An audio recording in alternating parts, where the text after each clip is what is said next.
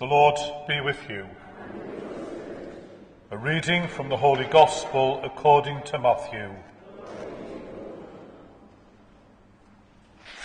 At that time, seeing the crowds, Jesus went up the mountain, and when he sat down, his disciples came to him, and he opened his mouth and taught them, saying, "Blessed are the poor in spirit, for theirs is the kingdom of heaven.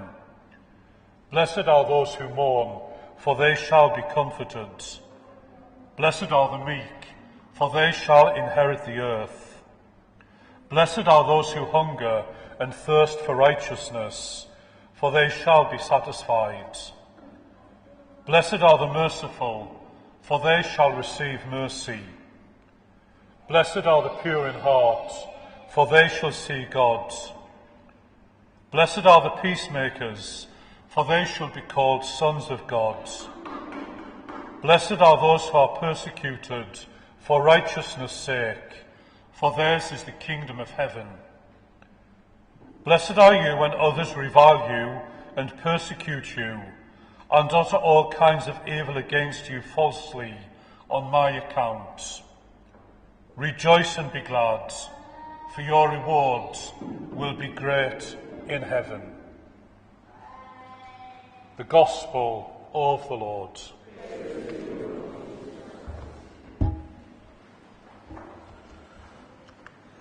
Do you have a favourite saint? Someone whom you feel particularly close to? Someone who inspires you? Whenever young people are preparing for confirmation, one of the things that they really enjoy doing is reflecting on which saint they will take for their confirmation name. And we ask the young people to research something about this saint and why they would choose that particular one. What is a saint? A saint is a person who lived the Beatitudes to the full. They live out the kingdom of God in that spirit of blessedness that we heard of in today's Gospel. There was a school teacher, and she took all of her children to the local village church. And the children were in awe, looking around at the different things in the church, and they loved the stained glass windows. The teacher said to her children, "Children, what is a saint?"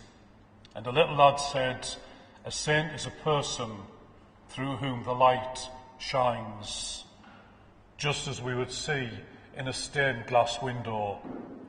A saint is a person who brings the light of the Beatitudes into our world and makes this world a better place. I'd like to tell you some of my favourite saints. A saint that I often pray to, and I feel particularly close to in prayer, is a woman called Edith Stein. She was made a saint in the year 2000. And Edith Stein was born in Germany in 1891. And she was born into a Jewish family. But when she became a teenager, she was highly intelligent. And she decided to be an atheist. And she became a professor of atheistic philosophy at Berlin University. And Edith Stein was such an incredible woman that wherever she went across Europe, she would pack university halls out with her lectures on humanism and atheism. A profound thing happened to Edith in the year 1940. A friend whom she taught with, a fellow professor at the university, was caught in gunfire on the streets of Berlin, and he lost his life. This devastated Edith, and she knew that she would have to go around and see this man's wife, the widow, and she kept putting it off all of the time. She did not know what to say about death and dying. And eventually she went round to the home and she knocked on the door. And she writes in her diary, she said, "I had nothing at all to fear about that visit, because she said, this widow welcomed me into the home with genuine love.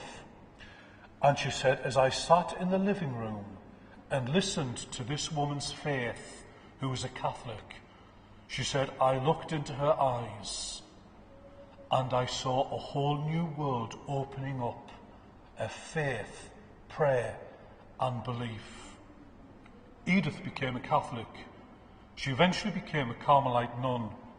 And on the 9th of August 1942, the Germans went to the convent where she was, the Nazi forces. They took her to Auschwitz and she was executed there. Her last words were, Jesus, Jesus, Jesus. An incredible conversion, because once she had converted to the faith, she brought so many young people into the Catholic faith. She's one of my greatest saints because she went through the Great Tribulation and came out victorious. That's always a sign of many of the saints, that they humbly accept the cross because they know it leads to the resurrection. My other favourite saint is St. John Paul II. I remember when Pope John Paul came to York in 1982. I'm sure many of you were there too, at the York Racecourse. I remember thinking to myself when I saw him, wow, he is really, really special. Do you know, I have a priest friend, and he is an exorcist, a proper exorcist. And he tells me that whenever he prays to the saints in an exorcism, rarely does it have much effect. But he said, you know, when I pray to Pope John Paul, he said the demons lose all of their power. Pope John Paul II, St. John Paul, is a very powerful saint in the world today.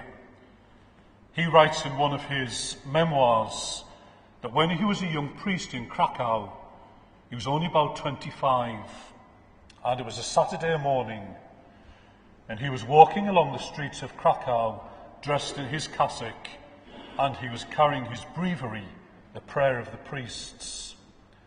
And as he was walking along this street, Krakow had been invaded by German forces and Russian forces at this time. And one of the Russian soldiers broke rank and ran over to the young priest, John Paul II, and he took hold of him and he said, from my earliest years, I have been indoctrinated that God does not exist, that there is no point of faith and belief. But he said, when I saw you, I knew in my heart that God exists, and I believe. And that Russian soldier was dragged back into place. But Pope John Paul used to tell that story often throughout his life, how a simple example of prayer can move someone to conversion and belief. And the third saint that I love is Saint Padre Pio. He was the stigmata priest who lived in Italy and died in 1967. He had a great love for the sick and the poor. There was no state welfare back in the 1940s and 50s in Italy, and he built a huge hospital that is there to this day for the sick, the suffering and the dying. And you know what I love about Padre Pio, Saint Padre Pio? His motto. His motto was this: pray, hope, and don't worry. Now, isn't that a lovely motto from a saint? Pray, hope, and don't worry. You see, it takes two things to be a saint. A saint has to pray, and a saint has to humbly accept the cross. Just two things. And if we can accept those things in our life, humbly and with faith, then we too are on the road to sainthood. On this Feast of All Saints, as we think about the holy men and women whom God has blessed our world with, I would like to suggest that we reflect on the importance and the power of the intercession of the saints for us. They're not dead, they are in heaven, and they are aware of us, and they want us to turn to them in prayer. Find a saint in heaven if you haven't already done so, and maybe cultivate a friendship with one saint in particular. If we don't already have a special saint friend, do try and research one like the young people do at confirmation. Read about his or her life, some of his or her writings. Ask him or her to take you under their protection.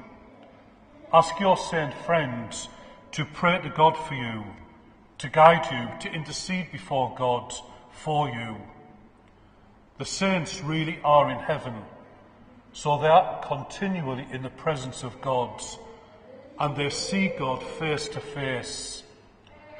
Our second reading said this of the next life: we shall be like him, for we shall see him as he really is. You see, the saints have been completely healed of all of the things that can hold us back, our sinfulness and our weakness. The Beatitudes in our Gospel today were fulfilled in them, and they can be fulfilled in us too. There is nothing separating them from God at all. That's why they are so special. They have now been saved from their sins, and they are uniquely positioned to pray and intercede for us. I think the saints will be truly honoured if we ask them to present our deepest prayers to God.